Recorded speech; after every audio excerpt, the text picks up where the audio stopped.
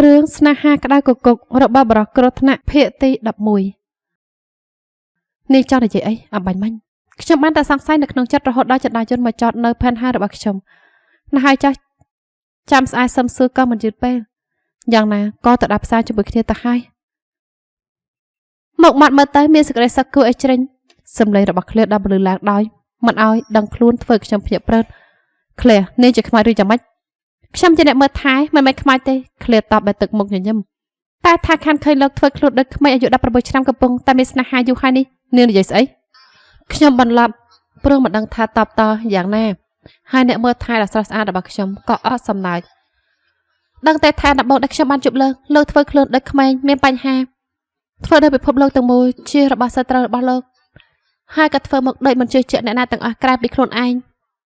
ខ្ញុំយ៉ាប់ដល់ម្លឹងផងយ៉ាប់ជាងនឹងទៅទៀតនេះខ្ញុំបណៃហើយឃ្លាតែពេលបានជួបនឹងក្មេងម្នាក់នោះលោកក៏ផ្លាស់ប្ដូរខ្លាចជាក្មេងប្រុសអាយុ16ឆ្នាំធម្មតាមានអារម្មណ៍ដូចត្រូវជេរពីត្រួតយ៉ាងម៉េចក៏មិនដឹងគឺស្អីបាត់នឹងឯងណែតាមពិតទៅនាងស្អប់ខ្ញុំមែនទេមានឯណាឃ្លាញញឹមខ្ញុំសប្បាយចិត្តទៅវិញទេមានអារម្មណ៍ដូចបានធ្វើជាម៉ាក់របស់លោកអាយុក៏ឆ្ងាយគ្នាមិនប៉ុន្មាននាងអាប់ក្រែខ្លួនឯងធ្វើជាម៉ាក់ខ្ញុំទៅកើតខ្ញុំអស់សំណើចក្អាកក្អាយមុននឹងទះស្មាឃ្លាពីដៃ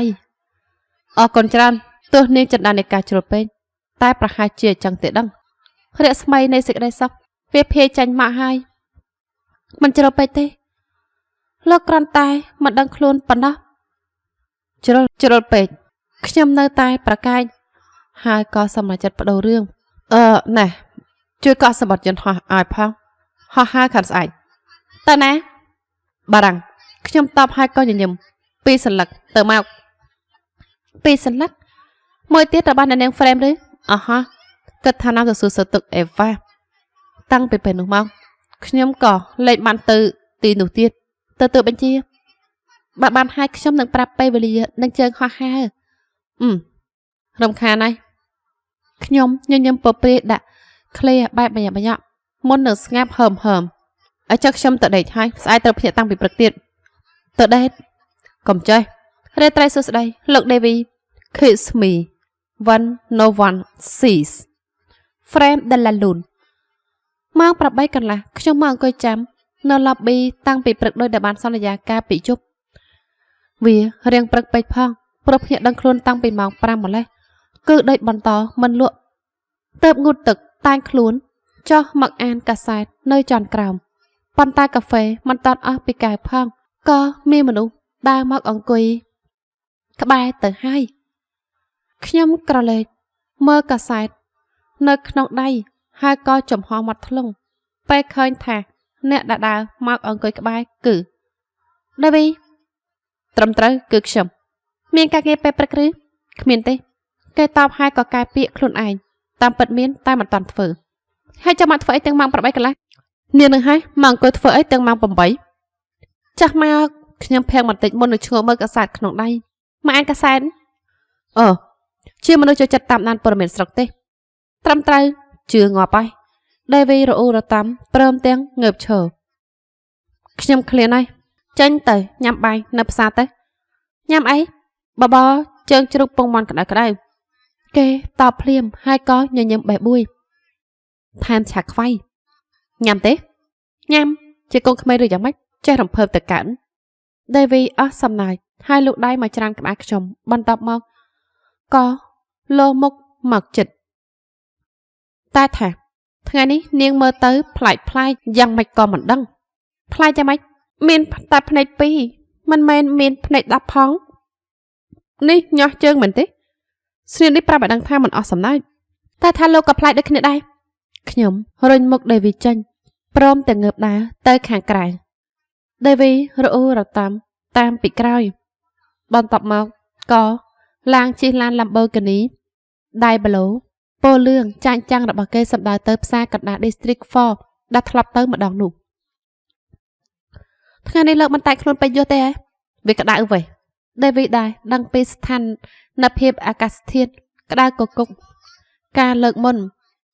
ពាក់អាវយឺតពណ៌ខ្មៅស្ដើងនិងខោកប៊យប៉ុន្តែបែរជាមើលទៅ ល្អនឹងចាញ់ចាំងមិនខុសពីរដងក្រំតាមម្ដាផ្សារក៏ត្រូវមានស្ទីលដល់ថ្នាក់នេះសំជាដេវីមែនថ្ងៃនេះមានតែរបស់គួរចង់ញ៉ាំទៀតហើយសុំផ្ចាញ់ឲ្យញ៉ាំគ្រប់ហាងបែបនេះបែបណាន់ស្តុបបើធ្វើបានចាំប៉ាវបើធ្វើបានព្រមឲ្យថារូបស្រារបស់លើកឡើងជាងអញ្ចឹងមិនផ្ចាញ់មានអារម្មណ៍ថាដូចនាងអាចធ្វើបាន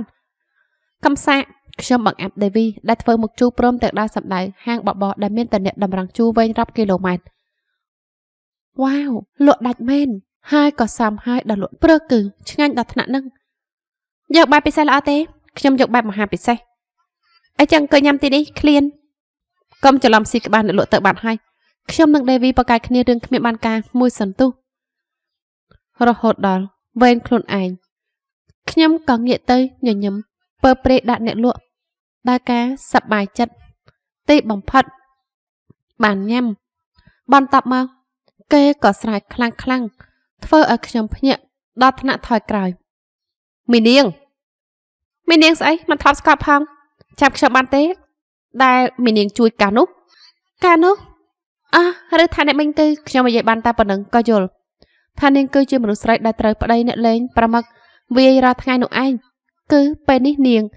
ខ្ញុំលេងប្តីហើយពេលនេះចូលហ៊ុនជាមួយមិត្តភក្តិបើកហាងលក់បបរនៅផ្សារនេះខ្ញុំលេងប្តីហើយលេងដាច់ថែមទាំងបបរឆ្ងាញ់បំផុតអបផងថ្ងៃនោះដែលលោកដេវីឲ្យលេខាមកទិញឲ្យពេលប្រាប់ថាជារបស់លោកដេវីខ្ញុំក៏លួចបន្ថែមឲ្យពិសេសបំផុតអរគុណថ្ងៃនោះបើមិនបានអ្នកទាំងពីរនិយាយខ្ញុំប្រហែលជាគិតមិនឃើញទេដូច្នេះហើយអរគុណច្រើនមិនអីទេខ្ញុំញញឹមដាក់តែបើបន្ថែមជោគឲ្យជាពិសេសក៏ល្អផាច់ដេវីដែលឈរក្បែរវាក្បាលខ្ញុំលន់ផាច់ព្រមទាំងជេរដោយមិនទុកមុខស្រីឈួតស្រីមកលុយស្រីលំហប់កែខំរកស៊ីធ្វើការនៅមកគោះមកកោះរុះទៀតខ្ញុំលេងសាយទេគឺកំពុងតែកំងបបោះមហាពិសេសហើយតើមិនហើយលោកដេវីយ៉ាងណាក៏ខ្ញុំថែមឲ្យពិសេសដែរមិនបាច់ថែមមនុស្សដូចដេវីមិនចូលចិត្តរបស់ថែមចាលើកមហាធំចិត្តធំ frame ខ្ញុំមិនបានប៉ាវបបោះនាងទេ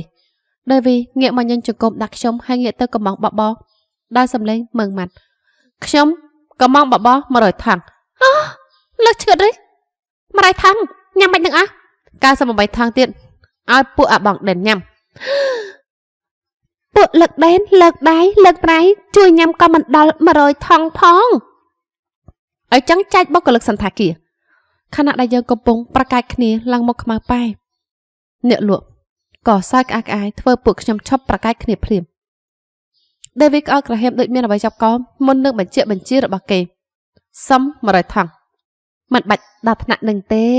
លោកដេវីតាមធម្មតាក៏លក់អស់មុនម៉ោង10រាល់ថ្ងៃអស់ហើយធ្វើយ៉ាងម៉េចអស់ហើយរៀបចំអីវ៉ាន់ទៅផ្ទះវិញហើយធ្វើបន្ថែមមិនបានឬដេវីសួរបន្តដោយទឹកមុខចង់ដឹងចង់ឃើញដូចកូនក្មេងតែអ្នកលក់ក៏មិនប្រកាន់ថែមទាំងតបដោយទឹកមុខរីករាយបានតែថ្មនោះផ្សារបាត់ហើយមានតែមួយឆ្នាំងអ្នកធ្វើក៏មានតែគ្នា2នាក់ជួយគ្នាលក់ប៉ុណ្ណឹងក៏ល្មមញ៉ាំហើយបន្ទាប់មកក៏ទៅរកការងារធ្វើតិចតួចឲ្យចង់ចាប់ពីពេទ្យនោះទៅធ្វើបបោះយកទៅឲ្យសន្តាគារផងចាខ្ញុំបន្ថែមបបោះជើងជ្រូកក្តៅៗដាក់ក្នុងមុខម្ហូបពេលព្រឹករបស់សន្តាគារដេវីនិយាយព្រមទាំងយកនាមបានរបស់ខ្លួនឯងហុចឲ្យអ្នកលក់ដែលឈើមិញមៀងចាំថ្ងៃនេះឲ្យលេខាតាក់ទងមកឲ្យចង់យកទៅគិតមើលទៅតែពេលនេះសុំបបោះពិសេស2ចានមុនពេលភ្ញៀវនៅខាងក្រោយវាយក្បាលខ្ញុំសម្ដែងរបស់គេធ្វើខ្ញុំងាកទៅមើលក្រៅខ្នងហើយក៏រហ័សងាកមកវិញពេលប្រសពជាមួយខ្សែភ្នែកខុសខើរបស់ភ្ញៀវជាច្រើនអ្នកដែលកំពុងតម្រង់ជួបបន្តពីពួកយើងបានចាបានអញ្ជើញអង្គុយខ្ញុំនិងដេវីត្រូវអញ្ជើញឲ្យទៅអង្គុយនៅតុចុងបំផុតហើយភ្លាមនោះពេលអង្គុយចុះខ្ញុំក៏ញញឹមបាញ់ថ្មិញដាក់អ្នកដែលធ្វើមុខក្រអឺតក្រតបដាក់ខ្ញុំដោយខ្មាស់អៀនសង្ហាដោះហាមបាញ់មិញខ្ញុំសង្ហាគ្រប់ពេលវេលាហ្នឹងខ្ញុំអង្គុយត្រយចង្ការមើលមុខដេវីដែលនៅតែបដិសេធមិនព្រមមើលមកខ្ញុំមុននឹងមានអារម្មណ៍ដល់ភាពកោះក្តៅដែលសាយភាយតាមខ្យល់បក់កាត់អាកាសធាតុរងាអាចជាការប្រៀបធៀបដែលមិនទំនងប៉ុន្មានព្រោះថាពេលនេះអាកាសធាតុក្តៅខ្លាំងណាស់តែក៏មើលមកខ្ញុំធ្វើអីមើលប្រាសង្ហាគ្រប់ពេលវេលានឹងអីគិតអីផ្លែទៀតហើយហាមយកកាមេរ៉ាមកលួចថតខ្ញុំគ្មានទេខ្ញុំមកដៃទៅទេ ខ្ញុំលើកដៃបង្ហាញស្រាប់ពេកដែលបបរក្តៅៗត្រូវលើកយកមកដាក់ពីមុខយើងបាទគឺចាំញ៉ាំដាក់ហើយមានឆាខ្វាយដែរលយដេវីធ្វើភ្នែកផ្លេចហើយក៏ចាត់ការខណៈដែរញ៉ាំក៏សួរណាំដូចនេះគឺជារឿងរ៉ាវធម្មតាឬហើយតើណាបន្តធ្វើបែបនេះដោយការពីម្សិលដែលគេសួរដល់ថ្ងៃស្អែកដោយប្រកាសចិត្តឲ្យថាយ៉ាងណាក៏យើងបានប្រើពេលវេលានៅជាមួយគ្នានៅថ្ងៃស្អែកខ្ញុំមានអារម្មណ៍រសាបក្នុងបេះដូងដូចមានអ្វីមកចាក់តែក៏មិនបានមានអារម្មណ៍រើសអើងអីបន្តិចតាមពិតក៏ខានមានអារម្មណ៍រំភើបនឹងថ្ងៃស្អែកយូរមកហើយ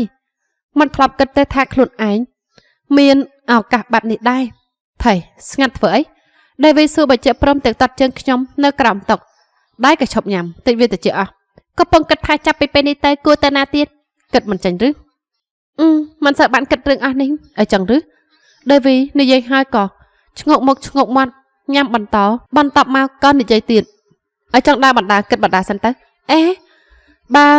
មិនតាន់ដឹងថាទៅណាពេលនេះដើរតែគ្មានកោដៅក៏បានដែរទោះនៅ District 4ទីនេះមិនសូវមានអីគួរឲ្យចាប់អារម្មណ៍ជាងអាណាចក្រ Daredevil ក៏ដោយមែននឹងអីចឹងចាស្អីស្រីឈួតសកស្រ័យធ្វើអីឃើញតែឆ្កែវាភ័យរត់បាត់ទៅហើយអីចឹងឯងយើងចឹងប្លែកមែនដែលវាចេះមុននឹងឆ្ងក់មុខញ៉ាំបបបន្តដល់គេមាត់មានស្នាមញ៉ាំតិចធ្វើដូចខ្ញុំមើលមិនឃើញអីចឹងបន្ទាប់ពីនោះយើងក៏នាំគ្នាដើរជារឿយៗនៅក្រោមអាកាសធាតុក្តៅដោយភ្នំភ្លើងជិតផ្ទុះมันបានធ្វើស្អីជាដុំកំភួនប៉ុន្តែដឹងខ្លួនម្ដងទៀតព្រះអាទិត្យក៏ជិតលិចទៅហើយដែលវារអ៊ូរតាមថាកោពោះតើបយើងនាំគ្នាដើរទៅរកឡានដើម្បីទៅញ៉ាំបាយល្ងាចនៅសទ្ធាគារប៉ុន្តែគេបាយជាមិនត្រឡប់ទៅអាណាចក្រ Daredevil មនុស្សស្អីផ្លេចផ្លូវទៅផ្ទះខ្លួនឯងលើកចង់ទៅណាផ្លេចផ្លូវឬអត់ទេហើយចាស់មានកន្លែងមួយទៀតដែលចង់ទៅទៅណាពេលទៅដល់នឹងដឹងពេលគេឆ្លើយបែបហ្នឹងទៅខ្ញុំមិនសួរណាំអីបន្តក្រាន់តែងាកទៅមើលព្រះអាទិត្យដែលកំពុងតែលិចធ្វើឲ្យមានអារម្មណ៍ថាពន្លឺព្រះអាទិត្យចាញ់ចាំងដោយភ្លើងដុតមុននេះវាក្រាន់តែរឿងកុហកពេលវេលាបែបនេះខ្ញុំតែងតែមានអារម្មណ៍រងាត្រជាក់ភ័យខ្លាចនិងកណ្ដាលកណ្ដែងដោយនៅសល់តែម្នាក់ឯងនៅក្នុងលោកនេះប៉ុន្តែពេលនេះបែរជាមានអារម្មណ៍សប្បាយចិត្តដោយគ្រប់យ៉ាងកំពុងតែអូខេត្រឹមមានគេនៅក្បែរអេវ៉ាប្រហែលជាមានអារម្មណ៍បែបនេះឬអត់ទៅទឹកមុខរបស់នាងមើលទៅមានសេចក្តីសុខបែបនោះយ៉ាងហោចណាស់ព្រះជាម្ចាស់ក៏មិនបានខើដាក់នាងពេកដែរនៅវេលាចុងក្រោយនៃជីវិតព្រះជាម្ចាស់បានឲ្យនាងជួបនឹងបរិះម្នាក់នេះទោះវាធ្វើឲ្យនាងបានជួបនឹងចំណុចបញ្ចប់ក៏ដោយសម្រាប់ខ្ញុំនិងអេវ៉ាចំណុចបញ្ចប់បែបនោះអាចល្អក៏ថាបានបន្ទាប់ពីបាក់ឡាននៅក្នុងភាពស្ងប់ស្ងាត់ជារឿយៗទីបំផុតដេវីក៏ចតឡាននៅកន្លែងងងឹតឈឹងស្ទើរតែមើលអីមិនឃើញខ្ញុំប្រព្រឹត្តភ្នែកដើម្បីសម្របខ្សែភ្នែកអាសាំនឹងភាពងងឹតហើយក៏ឃើញថាយើងនៅភ្នំដែលគ្មានមនុស្សម្នានៅ District 4មានកន្លែងបែបនេះដែរឬនេះចុះមកនេះលបឿនខ្ញុំមកសម្រាប់កັບចោលក្នុងព្រៃឬស្រីលេសាច់ទេខ្ញុំលើកដៃទាំងពីរព្រមចោះចាញ់ហើយក៏ចុះពីឡានដែលវាក៏បាក់ទ្វារចោះមកតាមក្រោយភ្លាមបន្ទាប់មកខ្ញុំក៏យល់ហើយថាហេតុអីបានជាគេឧស្សាហ៍អូសសង្ខាមកដល់ទីនេះស្អាតដល់ហើយព្រោះនៅលើនេះមកឃើញ District 4ទាំងមូលជាពិសេសអាណាចក្រ Daredevil ដែលបើកភ្លើងភ្លឺចាញ់ចាំងហាក់ដូចចង់បញ្ជាក់ថាទីនេះគឺជាទីក្រុងដែលគ្មានថ្ងៃលងលក់ពន្លឺភ្លើងចាញ់ពីអគារនិងផ្ទះសម្បែងមានពន្លឺផ្លេកហាក់ដូចដួងតារានៅលើមេឃខ្មៅងងឹតមើលទៅដោយទីក្រុងទាំងមូលនិងផ្ទៃមេឃរលាយคล้ายជាផ្ទៃតែមួយទោះលើមេឃមើលមិនឃើញដួងតារាក៏ដោយប៉ុន្តែពន្លឺដែលចាញ់ពីអគារបែបនេះក៏ស្អាតដូចគ្នាខ្ញុំទៅតែដឹងនៅពេលនេះឯងទេនេះជាកន្លែងអាកបាំងរបស់លោកតែម្នាក់ឬអត់ប្រហែលចឹងខ្ញុំមិនធ្លាប់នាំអ្នកណាមកហើយអ្នកដទៃក៏ប្រហែលជាគ្មានអ្នកណាលំបាកឡើងមកទីនេះទេដែលវានិយាយព្រមទាំងអានខ្នងផ្អែកនឹងឡានរបស់គេភ្នែកក៏សម្លឹងមើលទៅខាងក្រោមដោយទឹកមុខដោយសមុទ្រស្ងប់ខ្យល់ហើយមិនក៏នាំខ្ញុំមកខ្ញុំមើលមិនឃើញពលឺភ្នែករបស់គេក្នុងភាពងងឹតតែក៏មានអារម្មណ៍ដល់ខ្សែភ្នែកដល់មើលមកខ្សែភ្នែកមុតស្រួយដល់ពោពេញទៅដោយអារម្មណ៍និងមនោសញ្ចេតនាដែលមិនអាចប្រាប់អ្នកណាបានហើយក៏គ្មានអ្នកណាយល់ក្រៅពីអ្នកដែលមានពលឺភ្នែកដូចគ្នាគេជាមនុស្សតែម្នាក់ដែលយល់ពីការឈឺចាប់និងភាពទទេស្អាតនៅក្នុងចិត្តខ្ញុំហើយខ្ញុំក៏ប្រហែលជាមនុស្សតែម្នាក់ដែលយល់ពីការឈឺចាប់ និងអតីតកាលដែលសណ្ដូននៅក្នុងបេះដូងគេមិនដឹងគ្នាទេប្លែកខ្ញុំញញឹមគេក៏ញញឹមជួនកាលយើងអាចប្លែកទាំងពីរកថាបានខ្ញុំធ្លាប់សាកល្បងគិតថាបើសិនអេវ៉ានៅរស់បើសិនខ្ញុំរត់ចេញពីដេប៊ូឈីបានហើយនាងនិងដេវីរត់ទៅអាមេរិកជាមួយគ្នាប្រហែលជាមានថ្ងៃដែលនាងណែនាំគេឲ្យខ្ញុំស្គាល់ប្រាប់ថានេះគឺជាគូស្នេហ៍របស់នាងហើយប្រាប់គេថាខ្ញុំគឺជាមិត្តភក្តិជិតស្និទ្ធរបស់នាងបន្ទាប់មកយើងក៏ក្លាយជាមិត្តភក្តិជិតស្និទ្ធដូចក្រុមគ្រួសារតែមួយតែ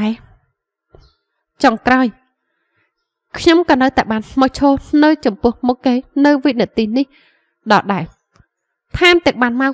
ដោយបេះដូងដែលមានអារម្មណ៍បែបនេះទៀតខ្ញុំគេខ្សែភ្នែកពីគេសម្លឹងមើលដួងតារានៅទីក្រុងទាំងមូលបន្តរូបភាពដ៏ស្រស់ស្អាតដូចនៅឆ្ងាយសែនឆ្ងាយហាក់ដូចគ្រាន់តែជារូបភាពនៅក្នុងសុបិន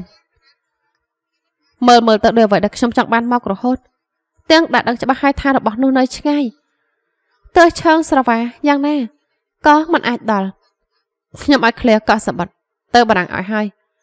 សាយចេញដំណើរពេលថ្ងៃលឿនសាំជាលើកមែនខ្ញុំអស់សំណាចព្រមទាំងលោកដៃជ្រងសក់ដែលសាំងម៉ាំងព្រោះខ្យល់នៅខាងលើនេះខ្លាំងរំភើបដល់ហើយ